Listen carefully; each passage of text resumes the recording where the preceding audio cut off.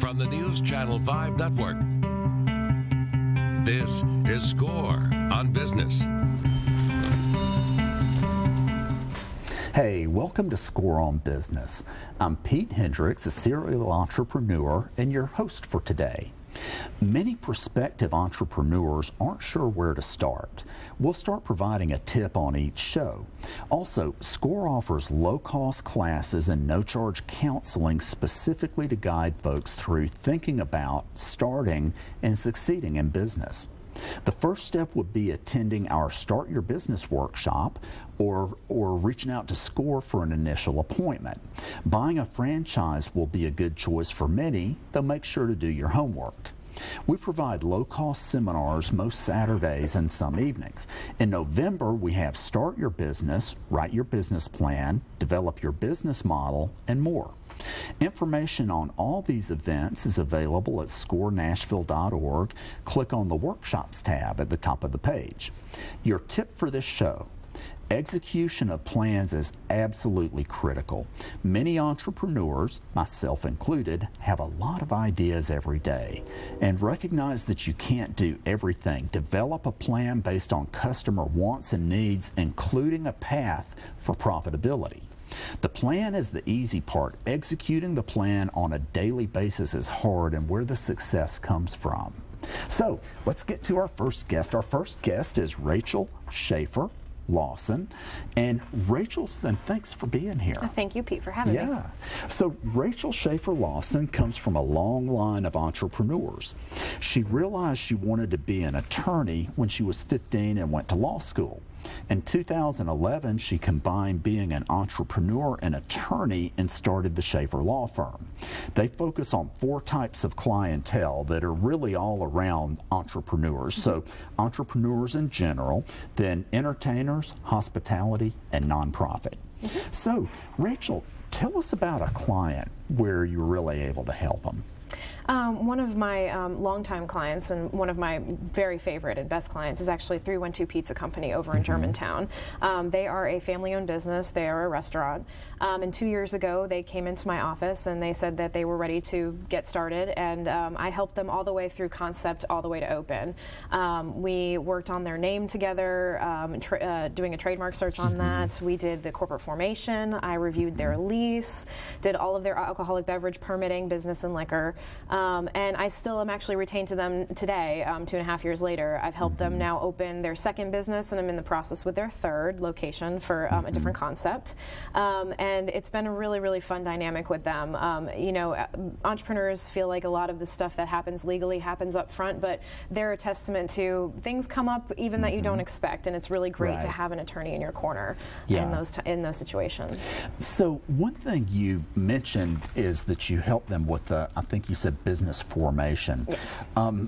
I hear entrepreneurs talk an awful lot about, should they be a LLC or a subcorp or what, S Corp, and a lot of what you do is help folks understand the you know, it's not that one or the other is right. It depends on what they're doing, and you help them walk through that. I do. That's actually probably the foundation of most of my practice. Is I get the question all the time, like, should I form as a corporation at all? What's the right one for me?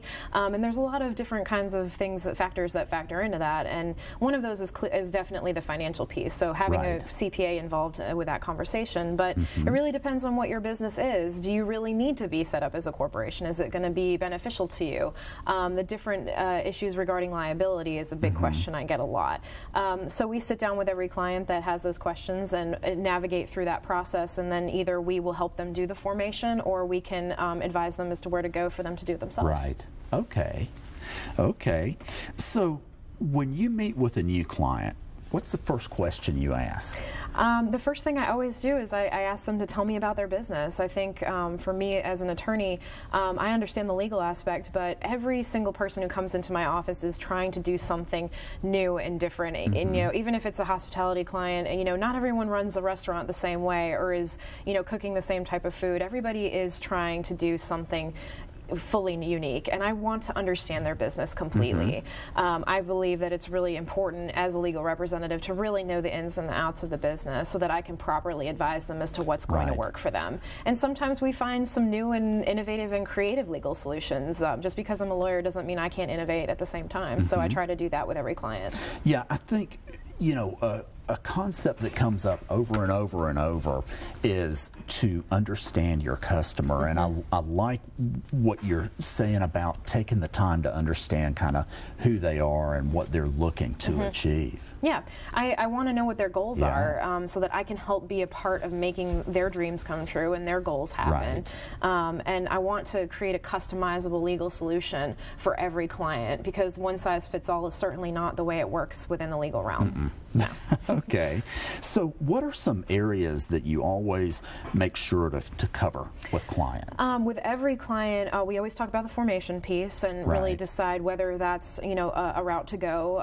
So that would be the incorporating or LLC or Correct. I also want to talk about intellectual property. Copywriting and trademark is what we handle. We really don't do a lot of the patent. I usually farm that out to some colleagues of mine. But everyone is creating some sort of goodwill. That's what the main asset of their business is, and we want to make sure that they know what that is, that it's protected properly, and that there's an ongoing plan to make sure that it's policed and protected the right way. So we do a lot of that in my practice.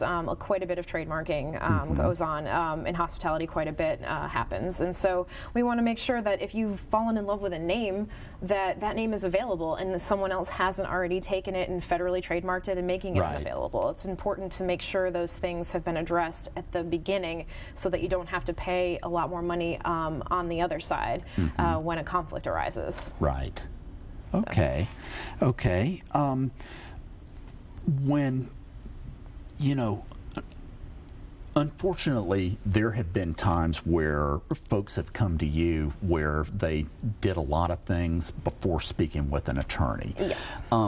And so one thing I always try to get folks to share is where they have seen people get in a lot of trouble, so that, and it's not to be negative, but to help other people understand what not to do. So can Absolutely. You, yeah. One of the biggest areas of conflict I see, either that I try to pinpoint right out the gate, or that people come in to see me about, is internal conflicts regarding multiple members or multiple owners of a business. It is absolutely inevitable for conflict to arise within a business. It's it's just like a marriage. It's almost, if you're not fighting, you're doing something wrong. But so fighting is a normal, healthy thing. But if that gets to a point where business can't be conducted, then we need to have a conversation about that. Right. So I like to have almost a marriage counseling session with people who come in my office and say, we want to start a business together. And I really want to make sure that these people really understand what that means for them financially, emotionally. How is it going to affect their personal lives? And you almost see your business partner more than you see your spouse.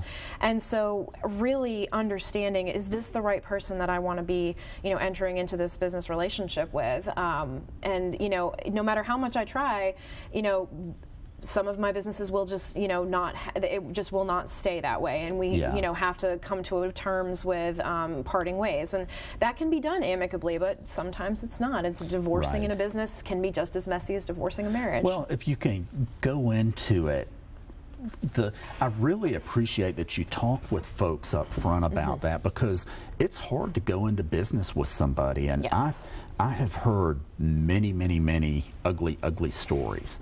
And you just, if you, I think that's really important. It is. What else? Where else have you seen folks get into trouble? A lot within the intellectual property side of things. Either they've 312 actually had decided and were in love with another name before that they decided on 312 Pizza Company, and after doing a trademark search, I've determined that there was actually a company in Oregon that had federally trademarked the name, and we could not use it. It was absolutely, there was no way around it, and so we dodged a big bullet there, because if they had gone ahead and decided to create branding, marketing materials, menus, t-shirts, everything within that name, they would have had to redo all of it. And I've seen that happen with businesses that have been around for a couple years and they get sent cease and desist letters. It happens quite often.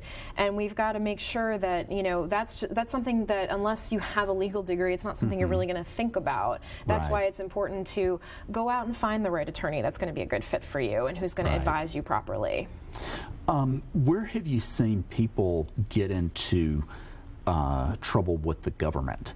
So there's taxes, there's and the HR issues, I guess. Yeah, employees are absolutely, after, you know, internal conflicts with owners, employees are another. They can be a huge asset or a very, very large liability, depending on how you treat them and how you handle it, and making sure that you are in compliance with all of the government requirements. And make sure you're also that you're paying all of your taxes and that you know what taxes you even need to pay. You know, every business in the state of Tennessee is, except for very few select ones, are required to have business licenses. And if you don't have those, you're going to get a nasty letter from the state, and you're expected to know that. These are things that, you know, the law is out there, and you're expected to know and comply with it.